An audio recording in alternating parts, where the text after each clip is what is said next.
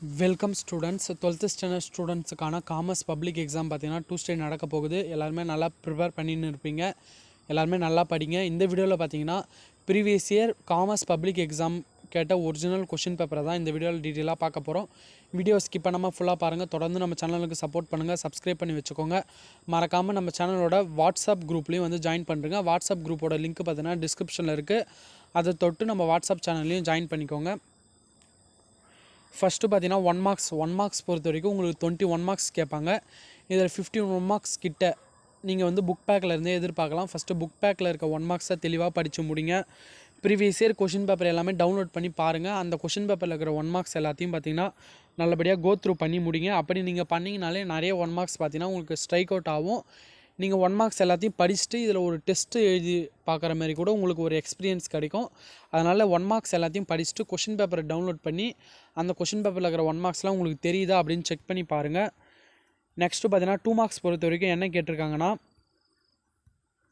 2 marks பொறுத்த வரைக்கும் 2 marks attend பண்ணணும். இதில் 21 பார்த்தீங்கன்னா மேலாண்மையின் துணை பணிகளை பட்டியலிடுகன்னு கேட்டிருக்காங்க. List the subsidiary functions of management கேட்டிருக்காங்க. 22 பார்த்தீங்கன்னா நுகர்வோர் என்பவர் யாருன்னு கேட்டிருக்காங்க. Who is A consumer. 23 பொறுத்த வரைக்கும் புதிய பொருளாதார கொள்கைகளின் கிளைகளை எழுதுக.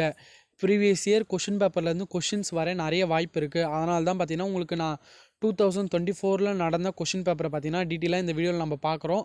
அதனால் வீடியோ ஸ்கிப் பண்ணாமல் ஃபுல்லாக பாருங்கள். இதில் இருக்க கொஷின்ஸ் எல்லாத்தையும் நோட் பண்ணி வச்சுட்டு படிங்க. 23 பொறுத்த வரைக்கும் புதிய பொருளாதார கொள்கையின் கிளைகளை எழுதுக. State the branches of new economic policy. 24 விதிவிலக்கு மேலாண்மையின் பொருள் தருக. Bring out the meaning of management by exception MBE. 25 சரக்கு விற்பனை ஒப்பந்தம் என்றால் என்ன. What is a contract of sale of goods. அப்புறம் 26 பொறுத்த வரைக்கும் மூலதன சந்தையின் பங்கேற்பாளர்கள் யார். Who are the participants in a capital market. 27 பொறுத்த வரைக்கும் பகரால் சிறு குறிப்பு வரைக. Write short note on proxy. 28 பொறுத்த வரைக்கும் பங்குச்சந்தை என்றால் என்ன. What is mean by stock exchange. 29 ஏலமிடுதல் என்பதன் பொருள் யாது. What do you mean by auctioning. 30 பொறுத்த வரைக்கும் ஒரு நிறுமத்தின் பின்வரும் முடிவுகளை நடைமுறைப்படுத்த மேற்கொள்ள வேண்டிய தீர்மானங்கள் எவை. இல்லை பார்த்தீங்கன்னா நிறுமத்தின் நோக்கத்தை மாற்றுவதற்கு. பார்த்தீங்கன்னா பங்காதாயங்கள் அறிவிப்பதற்கு. What kind of resolution are required to implement the following decisions of a company. A to change the objective of the company. B to declare the dividends.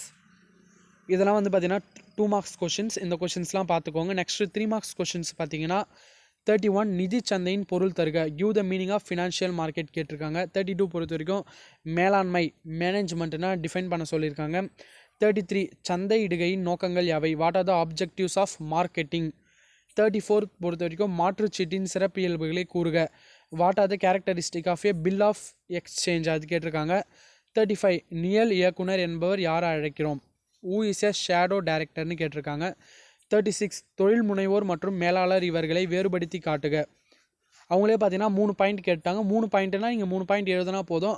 அப்படி எதனா உங்களுக்கு எதனா ஒரு பாயிண்ட் தப்பாக இருக்கிற மாதிரி தோணுச்சுன்னா நீங்கள் மேக்ஸிமம் ஒரு 4 பாயிண்ட் எழுதி வச்சுருங்க. Distinguish between entrepreneur and manager. இதெல்லாம் இம்பார்ட்டன்ட் கொஷின்ப்பா. 37 செயற்கை பற்றாக்குறை என்றால் என்ன. What is mean by artificial scarcity. இதுவும் இம்பார்ட்டன்ட் தான். 38 உலகமயமாக்கலின் ஏதேனும் 3 தாக்கங்களை எழுதுக. State any 3 impact of globalisation. 39 சட்டமுறை கூட்டம் என்றால் என்ன. What is mean by stationary meeting. 40 நேர்முக தேர்விற்கு அழைக்கப்பட்டிருக்கும் உங்களிடம் கேட்கப்படலாம் என எதிர்பார்க்கும் ஏதேனும் 3 கேள்விகளை எழுதவும். கம்பல்சரி கொஷின் பொறுத்த வரைக்கும் நீங்கள் ஜென்ரலாக யோசித்து எழுதுகிற மாதிரியும் கேள்விகள் வரலாம். Write any 3 of the expected questions that you would be asked during your interview கேட்டிருக்காங்க. பார்ட் 4 பொறுத்த வரைக்கும் நீங்கள் 7.5 மார்க்ஸ் அட்டன் பண்ண போகிறீங்க. ஒவ்வொரு 5 மார்க்ஸுமே பார்த்தீங்கன்னா எய்தர் ஆர் டைப்பில் தான் கேட்க போகிறாங்க. 41 பொறுத்த வரைக்கும் ஆளை பார்த்தீங்கன்னா மனிதவள மேலாண்மையின் செயல் பணிகளை விவரிக்கவும் கேட்டிருக்காங்க. அது கீழே பார்த்தீங்கன்னா முதல் நிலை சந்தை மற்றும் 2ஆம் நிலை சந்தையை வேறுபடுத்த சொல்லியிருக்காங்க. Discuss the operative functions of HRM. அதற்கு பார்த்தீங்கன்னா distinguish between new issue market and secondary market. 5 points கேட்டிருக்காங்க. 42 பணியாளர்களை தேர்ந்தெடுப்பதற்கான முக்கியமான நேர்காணலின் வகைகளை விளக்குக. குறியிலக்கு மேலாண்மையின் முக்கிய நன்மைகள் யாவை. Explain the important methods of interview. What are the major advantages of management by ஆப்ஜெக்டிவ்னு கேட்டிருக்காங்க. Discuss a cheque and a bill of exchange. Discuss the characteristic of a capital market. காசோலை மற்றும் மாற்றுச்சீட்டினை வேறுபடுத்துக. மூலதன சந்தையின் சிறப்பியல்புகளை விவாதிக்கவும். 44 பொறுத்த வரைக்கும் தொழில் முனைவோரின் சிறப்பு இயல்புகள் கேட்டிருக்காங்க. வியாபாரத்தின் பரந்த சூழலின் பங்கு பற்றி விவரிக்கவும். What are the characteristics of entrepreneur?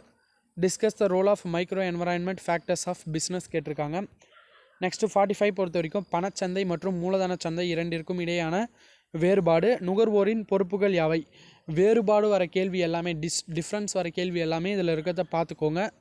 Differentiate between money market and capital market. What are the responsibilities of consumer? செபியின் அதிகாரங்களை விவரிக்கவும். சிறுகுறிப்பு வரைக. Digital India, start up India. Explain the powers of SEBI. Write a short note on digital India, start up India. Last question, பணி வழி பயிற்சிக்கும் பணி வழியற்ற பயிற்சி முறைக்கும் உள்ள வேறுபாடுகள். இயக்குனரின் தகுதிகள் பற்றி கூறுக. What are the difference between on the job training and off off the job training? State the qualification of directors. உங்களுக்கான இம்பார்ட்டன்ட் கொஷின் நெக்ஸ்ட் வீடியோவில் கொடுத்துட்றேன். மேக்ஸிமம் புக் பேக்கில் இருந்து தான் நிறைய கேள்விகள் வர வாய்ப்பு இருக்குது.